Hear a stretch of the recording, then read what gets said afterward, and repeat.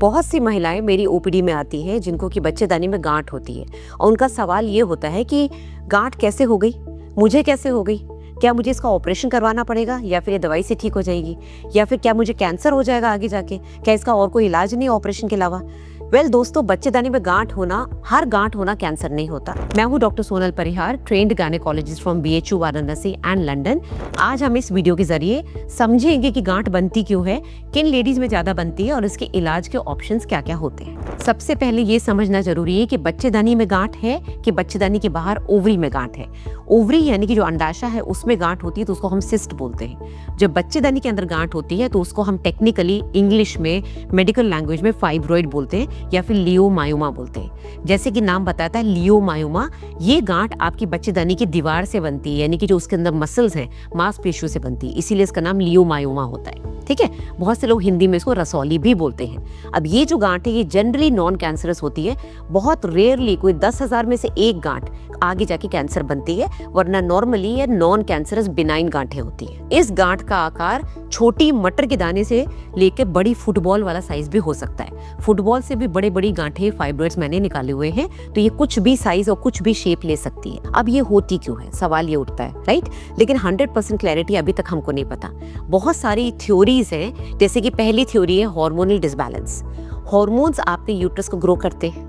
Hormones जो है oestrogen, progesterone, वो आपके पूरे यूट्रस के आकार को, मेंस्ट्रुअल साइकिल को, सब कुछ मैनेज करते हैं। तो जब आप रिप्रोडक्टिव एज ग्रुप में हैं, यानी कि आप यंग हैं, 20 साल से लेके 45-50 साल तक की लेडी जिसको कि बच्चे भी हो सकते हैं, हार्मोन्स का बहुत प्ले रहता है, तो जिनमें बहुत ज़्यादा हार्मोन्स बढ़ जाते हैं, specially for example during pregnancy oestrogen बहुत बढ़ जाता है, तो जो गांठ होती है छोटी सी वो काफ़ी बड़ी हो जाती है।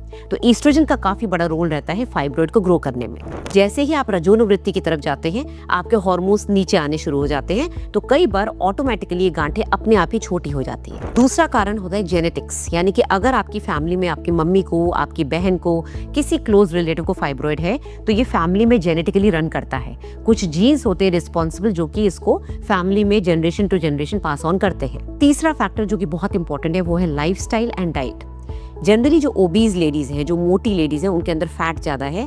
फैट के अंदर हार्मोन ईस्ट्रोजन बनता है, वो वहां पर जो एंड्रोजन हार्मोन होता है उसको ईस्ट्रोजन में कन्वर्ट करके बॉडी में लेकर आता है। जैसे जैसे ईस्ट्रोजन बॉडी में बढ़ेगा, आपकी फाइब्रॉइड की ग्रोथ बढ़ेगी और ऑब्वियसली आपको ज्यादा रिस्क रहेगा कि आपको फाइब्रॉइड हो जाए। सिमिलरली जो बहुत ज्यादा फैटी फूड खाते हैं, प्रोसेस्ड फूड खाते हैं, उनके अंदर फैट कंटेंट ज्यादा होता है। फैट ज्यादा होगा, ईस्ट्रोजन ज्यादा होगा, फाइब्रॉइड के चांसेस बढ़ेंगे।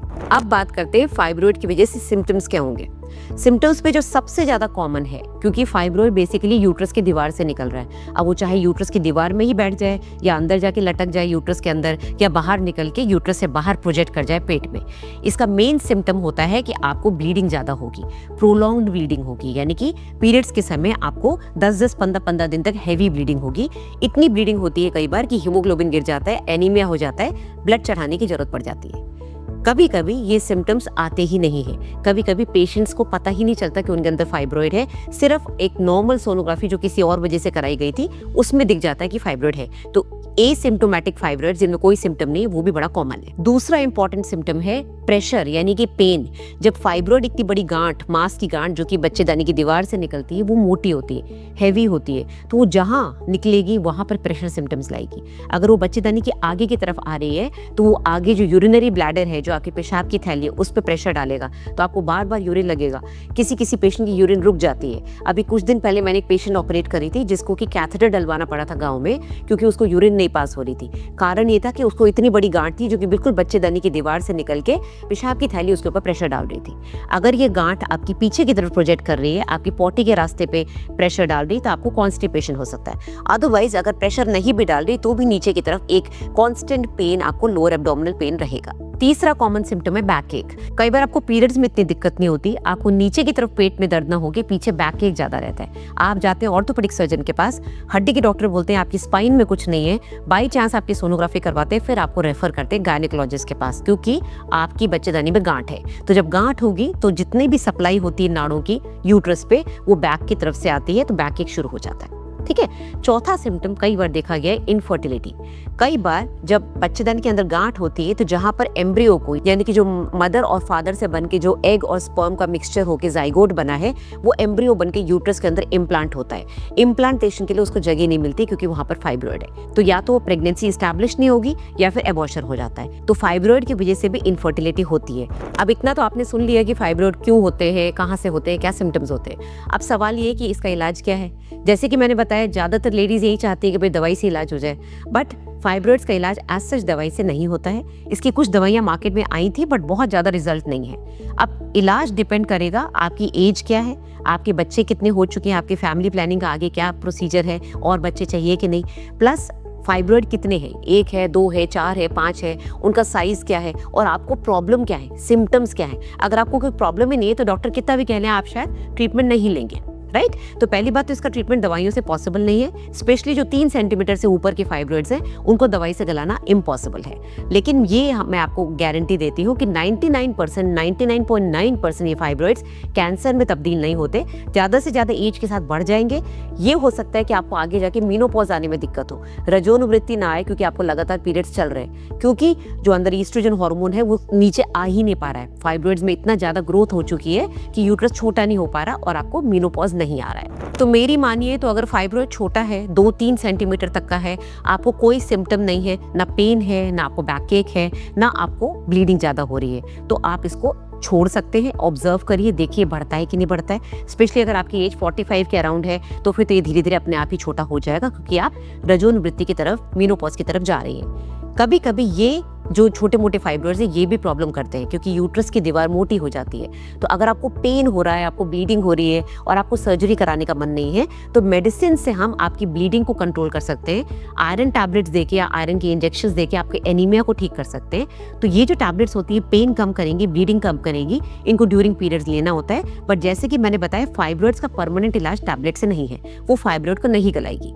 अब अगर बड़ा फाइब्रॉइड है, आपको फर्टिलिटी इश्यूज हो रहे हैं, आपको लग रहा है मेरी फैमिली कंप्लीट है, मुझे नहीं चाहिए, तो फिर 45 के बाद सिर्फ फाइब्रॉइड ना निकाल के हम पूरा यूट्रस निकालते हैं। क्योंकि अगर हम सिर्फ फाइब्रॉइड निकालेंगे और यूट्रस में छेद बना देंगे, उसको वापस स्टिच लगा देंगे, तो वापस फाइब्रॉइड ग्रो करने का चांस रहता है। स्पेशली उन लेडीज को जिनको बहुत सारे फाइब्रॉइड है। इतने सारे फाइब्रॉइड निकाल के हम यूट्रस में मल्टीपल छेद बनाएंगे। इससे अच्छा जब आपकी फैमिली कंप्लीट हो जाए तो आप पूरा यूट्रस ही निकलवा ले, वो बेस्ट ऑपरेशन रहता है। मेडिकल ट्रीटमेंट की बात करें कि क्या दवाई देते हैं, तो मेफिनामिक एसिड, ट्रानिक्सामिक एसिड, इन दवाइयों के कॉम्बिनेशन से आपको ब्लीडिंग और पेन कम होता है। कभी कभी हार्मोन्स भी देते हैं, प्रोजेस्टेरोन हार्मोन देते हैं, ईस्ट्रोजन नहीं देते, जिससे ग्रोथ थोड़ी कम हो जाए और ब्लीडिंग थोड़ी कम हो जाए, आपकी जो अंदर की लाइनिंग है एंडोमेट्रियम की वो थोड़ी सूख जाए। तो मायोमेक्टमी उन पेशेंट्स पे करते हैं जो कि यंग होती हैं, जिनको अभी यूट्रस नहीं निकलवाना है, जिनके अभी फर्टिलिटी कंप्लीट नहीं हुई है, या फिर उनको एक्चुअली कंसीव करने में दिक्कत हो रही है, या फिर उनको एक्चुअली सिम्टम्स आ रहे हैं जिसपे कि फाइब्रॉइड निकालना जरूरी है, और सिंगल फाइब्रॉइड है जिसको हम आसानी से निकाल सकते हैं। यूट्रस में मल्टीपल छेद नहीं बनाने। यूट्रस उन लोगों का निकालते हैं जिनकी फैमिली कंप्लीट हो चुकी है, जिनको मल्टीपल फाइब्रॉइड्स है, इतने सारी फाइब्रॉइड निकाल के स्कूप कर करके यूट्रस में छेद नहीं बना सकते, और जिनको की सिम्टम्स है और वो चाहती है कि यूट्रस निकलवाना है। तीसरी तरह का एक मॉडर्न ट्रीटमेंट होता है जिसमें कि यूट्रस निकालने की जरूरत नहीं है, लेकिन ये उन लोगों को करते हैं जिनके बच्चे कंप्लीट हो चुके हैं, फैमिली कंप्लीट है, but still they do not want surgery. तो ऐसे में फाइब्रॉइड का साइज बहुत बड़ा नहीं होना चाहिए। इसको बोलते हैं यूट्राइन आर्टरी एम्बोलाइजेशन। ये गायनेकोलॉजिस्ट के साथ मिलकर रेडियोलॉजिस्ट करते हैं। बेसिकली जहाँ पर आपका अल्ट्रासाउंड एक्सरे होता है वहाँ पर आपको जाना पड़ता है। तो जो एक्सरे करते हैं डॉक्टर, जो रेडियोलॉजिस्ट जिनको बोलते हैं, वो एक दवाई अंदर इंजेक्ट करते हैं जिससे आपकी बच्चेदानी की जो ब्लड सप्लाई है वो कट ऑफ हो जाती है। तो जब ब्लड सप्लाई कट ऑफ होगी तो जो फाइब्रॉइड है उसको ग्रोथ नहीं मिलेगी, उसको ब्लड नहीं मिलेगा, तो वो श्रिंक कर जाएगा। और जैसे मैंने आपको बताया, उन्हीं लोगों में कर सकते हैं जिनकी फैमिली कंप्लीट है और जिनको सिर्फ यूट्रस का ऑपरेशन नहीं करवाना है, ठीक है। क्योंकि जब ब्लड सप्लाई कट ऑफ कर देंगे तो वो यूट्रस में बच्चा वापस नहीं ठहर सकता। ये फैसिलिटी हर जगह पॉसिबल नहीं है। यहाँ पर एक प्रॉपर डिपार्टमेंट होना चाहिए रेडियोलॉजी का, जहाँ पर गायनिक और रेडियोलॉजिस्ट मिलकर ये काम करते हैं। इसके अलावा lifestyle modifications, weight reduction, reducing fatty food, regular exercise, ये बहुत जरूरी है। हेल्दी डाइट, स्ट्रेस मैनेजमेंट से आपका फाइब्रॉइड मैनेजमेंट भी इंप्रूव होगा। बहुत सारे फूड्स जो प्रोटेक्टिव होते हैं, जो फाइब्रॉइड से बचाते हैं, उसमें ग्रीन वेजिटेबल्स आती हैं, फ्रूट्स आते हैं, होल ग्रेन्स आते हैं और विटामिन डी आता है। ये सारी वो हेल्दी चीजें हैं जो हम वेट रिडक्शन में भी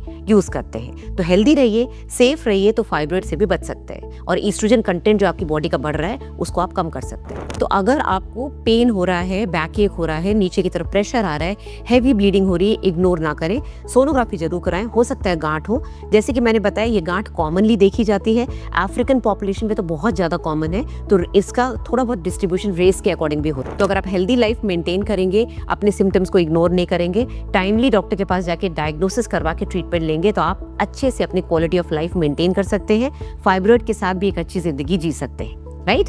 तो ये गांठ जैसे कि मैंने बताया 4-5 लेडीज में एक को तो होती ही होती है, तो इतनी भी अनकॉमन नहीं है, लेकिन हाँ इससे डरने की जरूरत नहीं है। छोटी छोटी गांठें कई बार अपने आप गल जाती है। तो दोस्तों आपको ये वीडियो पसंद आया तो लाइक एंड शेयर करिएगा, अपना एक्सपीरियंस कमेंट बॉक्स में बताइए कि क्या आपको भी ये प्रॉब्लम कभी हुई है, क्या आपको भी ये सिम्टम्स थे और आपके डॉक्टर ने आपको फाइब्रॉइड बताया। और इसी तरह से ऑथेंटिक इन्फॉर्मेशन के लिए, डॉक्टर बेस्ड इन्फॉर्मेशन के लिए मुझे फॉलो करिए, चैनल को सब्सक्राइब करिए।